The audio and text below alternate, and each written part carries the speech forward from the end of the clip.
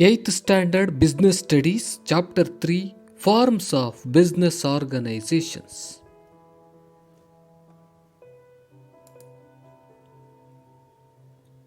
Exercises. First main, fill in the blanks in the following sentences with appropriate words.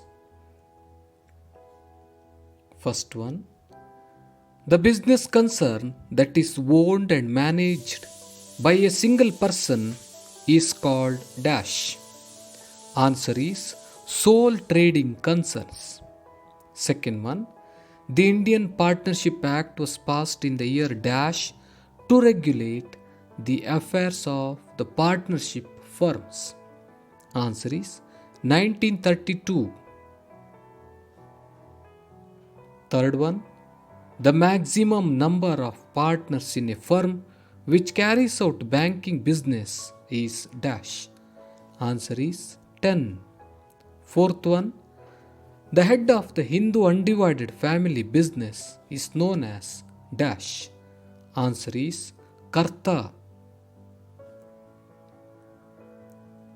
Fifth one, the only business concern under private business organization found in India is dash.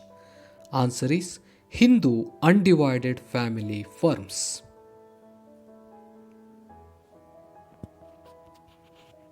Let's move to second main.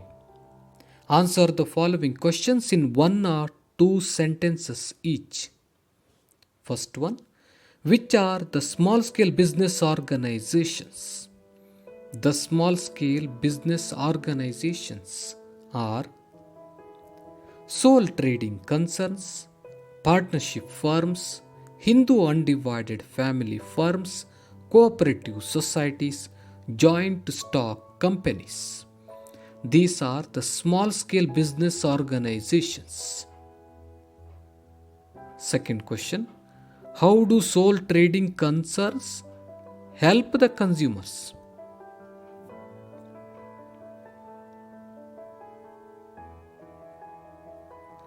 They directly come into contact with the consumers.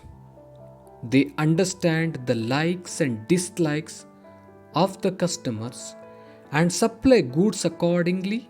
They pay rates, taxes, and duties to the government.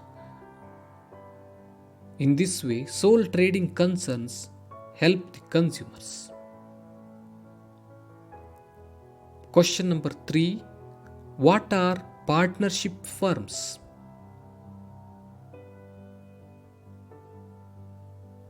In the partnership firms, two or more persons join together and carry out the business. The Partnership Act defines the partnership firms as the relation between the persons to have agreed to share the profits of a business carried on by all or any of them acting for all.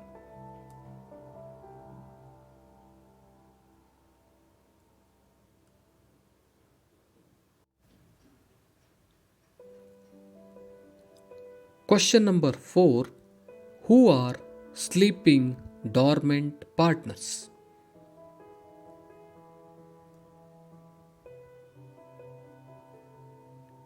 They contribute capital but do not take active part in day-to-day transactions of the firm.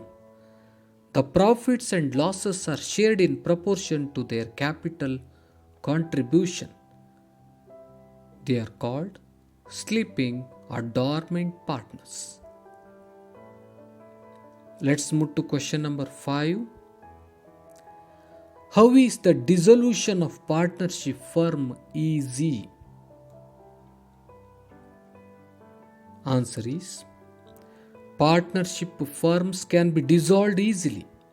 Any partner can apply for dissolution by giving 14 days notice, or with the consent of all the partners it can be dissolved. In this way, the dissolution of partnership firm is easy. Let's move to third main. Answer the following questions. First one, Mention any 4 merits of sole trading concerns.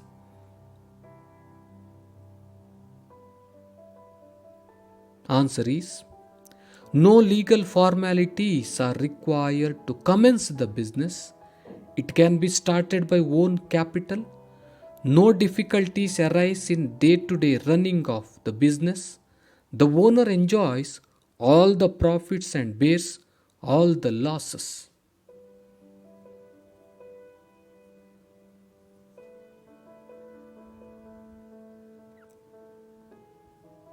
They directly come into contact with the consumers. They render some social services also. They provide employment to some people. They help in distribution of wealth. These are all the merits of sole trading concerns. Let's move to question number 2. Mention any 4 limitations of sole trading concerns. Answer is: capital is limited and they cannot expand the business. Since it is run by a single person, the managerial ability is limited. All the losses are to be borne by a single person.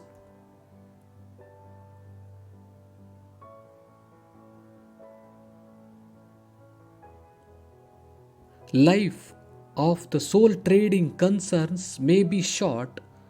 With the death or in solvency of the sole trader, the trading concerns will be closed. These are the limitations of sole trading concerns. Let's move to question number 4. Question number 3. How are partnership firms started? Explain briefly. Answer is: Partnership Firms Act was passed in 1932. According to the Section 4 of Partnership Act, the partnership firm is defined as the relation between the persons who have agreed to share the profits of a business carried on by all or any of them acting for all.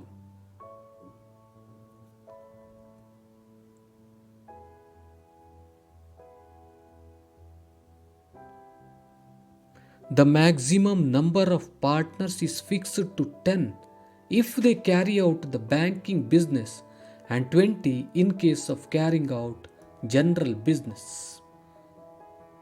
In this way, partnership firms are started. Let's move to question number 4. Who are the different types of partners? The different types of partners are active partners, sleeping partners, nominal partners, minor partners. These are the different types of partners. Question number 5. Mention any 4 merits of partnership firms.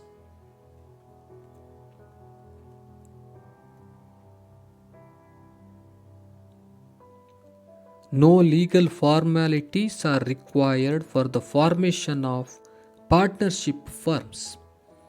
Partnership firms are formed by more than 2 persons, so the capital investment is more.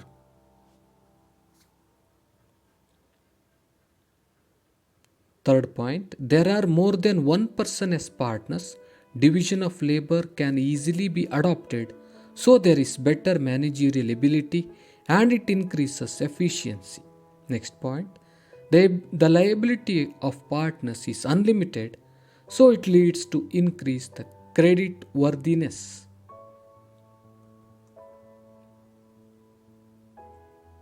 Next point, all the partners have to share the profits and losses. The loss is not borne by one, but it is shared among all the partners. The partnership firms need not publish their accounts. Thus, there is a scope for maintaining secrets of business. Partnership firms can be dissolved easily. These are all the merits of partnership firms. Question number 6. Mention any 4 demerits of partnership firms. Sometimes the disunity among the partners may hamper business and it leads to disputes. Since the number of partners is limited, the capital contribution is also limited. Liability is unlimited, so it discourages many people to join as partners.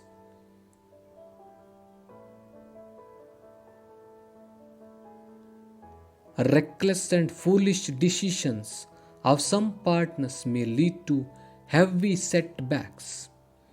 Partnership firms lack continuity. The death or insolvency of one partner may lead to dissolution. It is difficult to transfer the share of partners to others. These are the demerits of partnership firms. Question number 7. What are the advantages of registering a partnership firm?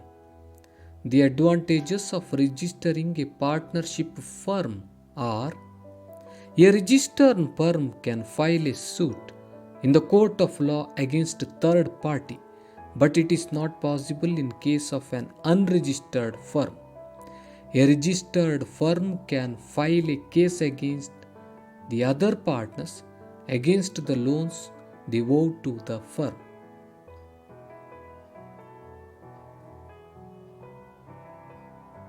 However, third parties can file a case against an unregistered firm for the recovery of loans. Any partner can file a case against the firm or other partners for the dissolution of the firm or for the settlement of accounts. These are the advantages of registering a partnership firm.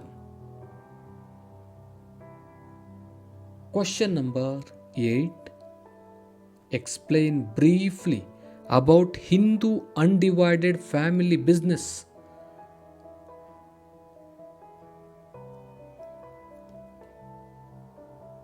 Answer is: they are found only in India. They are formed, owned and managed by joint Hindu families in accordance with Hindu law. They are the firms which consist of all the male members of the Hindu family, descendants from a common male ancestor.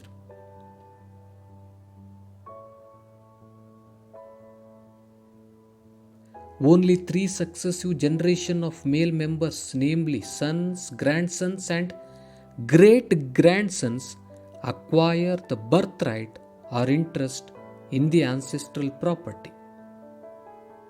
The eldest or senior most member of the family manages the business and he is called Karta.